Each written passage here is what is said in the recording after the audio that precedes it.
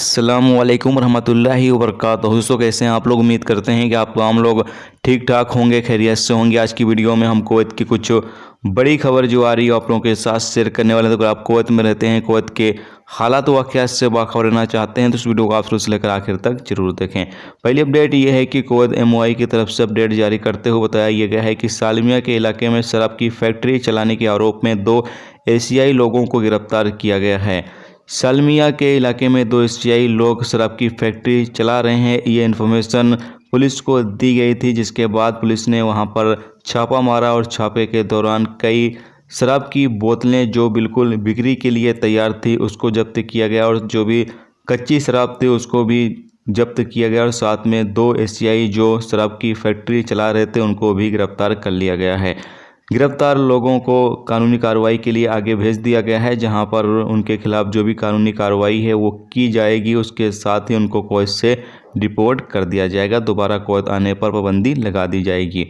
इसके साथ ही अगली अपडेट ये है कि कुवैत में 10 नवंबर से 16 नवंबर यानी पिछले एक हफ्ते के दौरान 462 लोगों को कुवैत से डिपोर्ट किया गया है जो कानून की खिलाफ वर्जी कर रहे थे। मसलन जिन लोगों को गिरफ्तार किया गया है उसमें से 462 लोगों को पिछले एक हफ्ते के दौरान कुवैत से डिपोर्ट किया गया है। यानी कि अभी कुवैत से लोगों को, जिन देशों के नागरिकों को गिरफ्तार किया जा रहा है, जैसा कि अभी आपको पता है कि लीगल लोगों को गिरफ्तार किया जा रहा है, तो जिन लोगों को गिरफ्तार किया जा रहा है धीरे धीरे उनको कुवैत से डिपोर्ट किया जा रहा है उनके देशों में।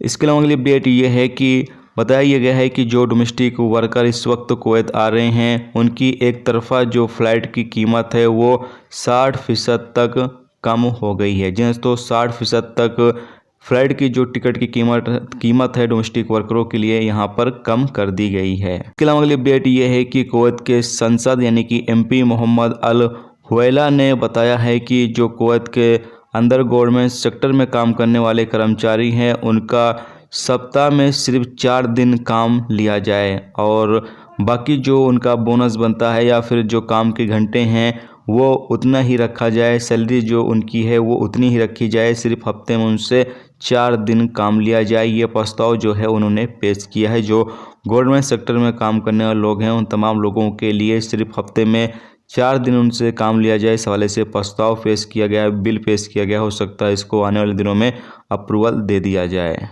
इसके अलावा अगली अपडेट ये है कि अधिकारियों ने बताया है कि पिछले 10 महीनों के दौरान बिना ड्राइविंग लाइसेंस की गाड़ी चलाने के आरोप में 13 से 16 साल के बीच 1808 लोगों को गिरफ्तार किया गया है।